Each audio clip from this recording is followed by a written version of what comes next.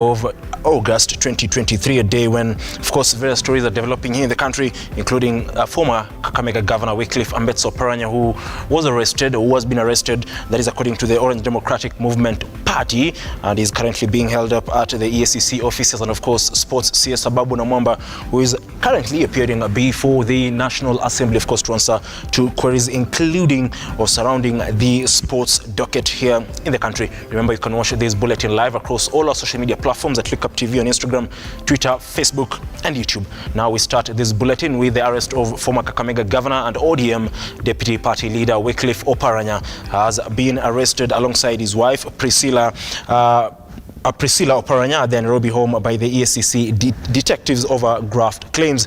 Now, the officers raided the couple's home in Langata in Nairobi and Emabole village Butere and seized several documents and electronic devices. The two are currently at the EACC offices at the Integrity Center here in the capital, Nairobi.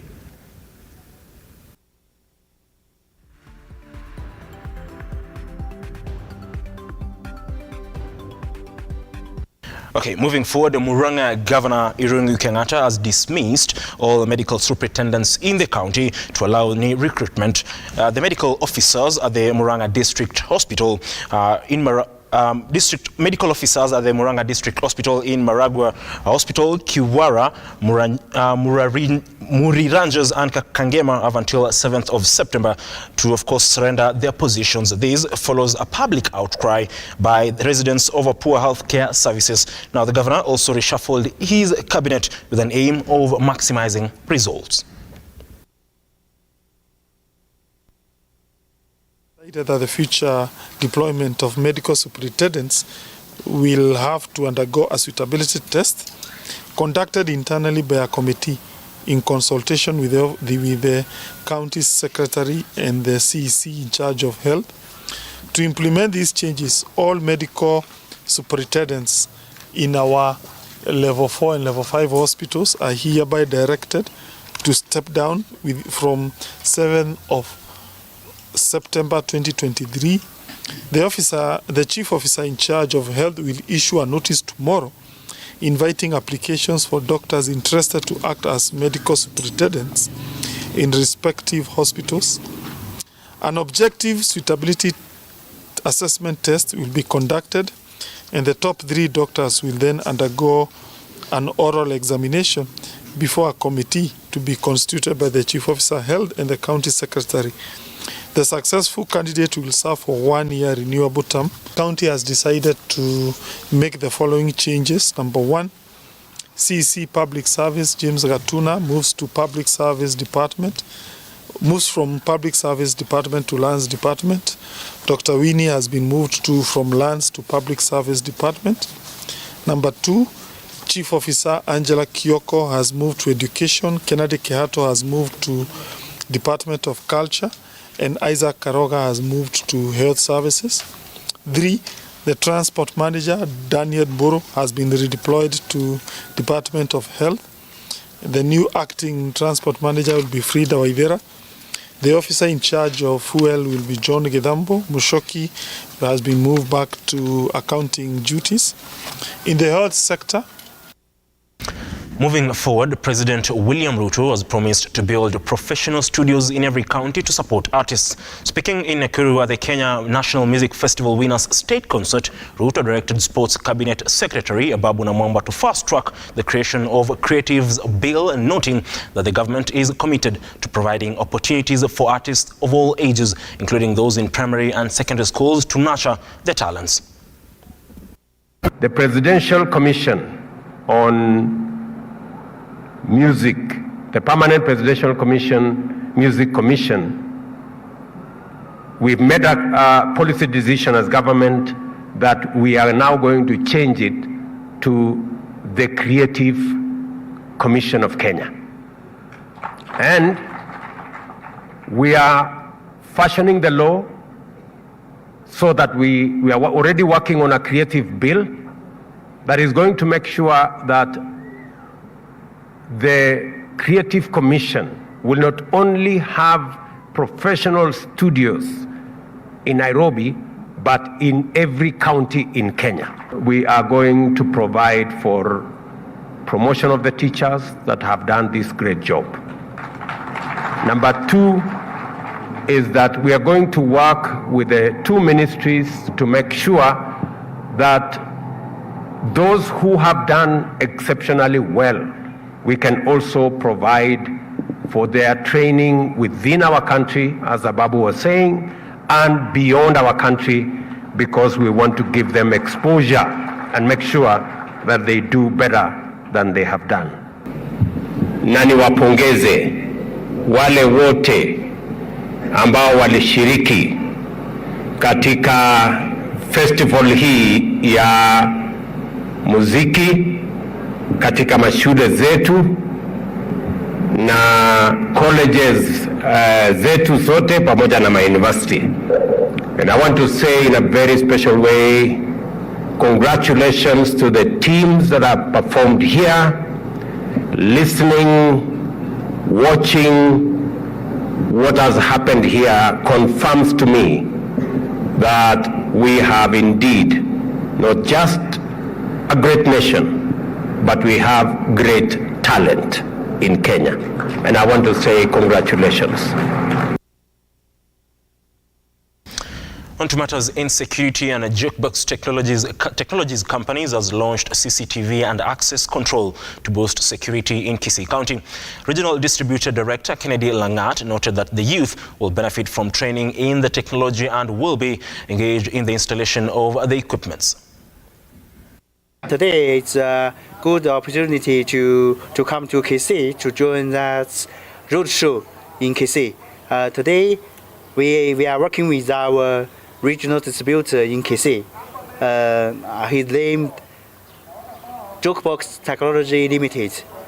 So before 2022, we don't have a regional distributor here, but now we have a regional distributor from 2023. We hope Hikvision can work with our regional distributor and provide the good service and good support to our customer in Kisii. Hope everything is good, and we bring the good product and good technology to Kisii to provide the more information, more technology, to encourage our customer in Kisii. We were recently given the distributorship for Nyanza region, Kisii region specifically. And this is a very important region in terms of the economy of the country. And the distributorship was not only awarded to a company, Jukebox Technologies, it is awarded to the region. So the region is going to benefit in terms of cheaper prices because we are getting goods directly from the manufacturer in China. We're also getting support in terms of warranties for those who have issues with the Hikvision material. We're also going to get support in terms of trainings and other very many support in terms of in terms of branding and so on and so forth. So the youths of this region are going to get free training. Yesterday we gave out training, though it was for those who are already experts. We are going to roll out training for those who are very green, so that they can know how to install CCTV cameras and several other security gadgets. And customers application. Crossing over to agricultural matters, and over 1,000 people are set to be employed after Granite International Farm opened 400 acres of land for avocado farming in Naivasha, Nakuru County. The Evergreen Avocado Project was launched today, courtesy of a partnership between Kenya and the Israeli government, where Israel promised to partner with the country in increasing acreage under the produce and, of course, latest technology. And we are very excited to be here, not only to be here with the avocado, but also to be here with the community and to work together with the community to make new places for work for the community around us, to bring knowledge and to bring our experience from Israel to the avocado industry and the community. The production in Kenya is very low compared to other countries. So we can produce avocado, very good and very quality avocado, in a very low prices. So we believe in the Kenyan avocado, and I think it will be very good in the market. Tell all like-minded investors who are really looking into where to invest as far as agriculture is concerned, that Nakuru we have a good arable land that can really support a lot of value chains, one of them being avocado. Now, Kaimosi University has condemned politicians in the constituency for interfering in the running of the institution. The complaints follows claims that the Deputy Vice-Chancellor, Mr. Jack Nandi, was perpetuating discrimination by hiring people from his community. Kwa hivyo, wale wote ambao labda wanaleta siasa ya kikabila, tunaomba waweke siasa hizo nje ya chuo hiki, ili wapatie wafanyikazi nafasi bora ya kufanyia tajiri kazi. Each university, each institution in this country should at least have 30%, the most, maybe of one particular ethnic group and things like that. Now, for anybody to make those allegations, first, let them go and establish the same from the NCIC. What is it that that is there? Then they can come and claim, so that they are claiming with facts. But you see, when you come and make blanket allegations, it only creates fear and despondence amongst the workers. And that's what we're saying. It affects the productivity of these workers. And we want the community to realize that we are here to work together with them. And we want to be in sync on anything that we are doing as a university which is doing research and development. So any list that is coming, I see one written, so and so has employed a mother-in-law. How can you employ a mother-in-law? Can your mother-in-law be that young enough to be employed? We want to dissociate ourselves.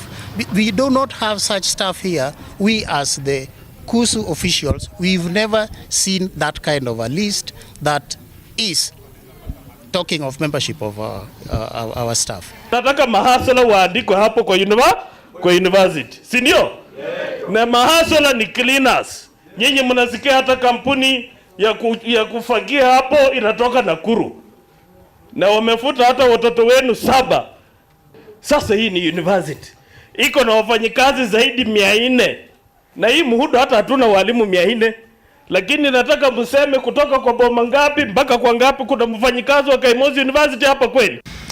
Now, the first celebration of Halloween festival in Kenya will see acrobatic skills be displayed courtesy of the Sarakasi 254 artist group. Speaking in Nairobi ahead of the celebrations in October, Sarakasi marketing manager Gideon Munge said the aim is to clarify the Halloween narrative, as some people see it as evil.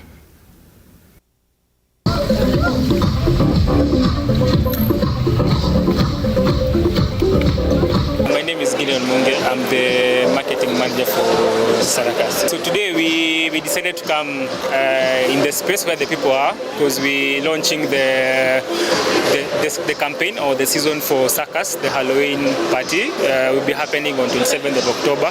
Ours is different because tuko na kitu infuse dancers na acrobats. Kwa hiyo tutaona skills za acrobats, si hizi masoma tu. They have other skills that they do apart from kurukaruka.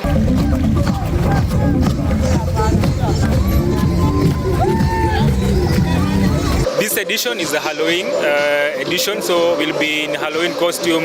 Everything is all about Halloween.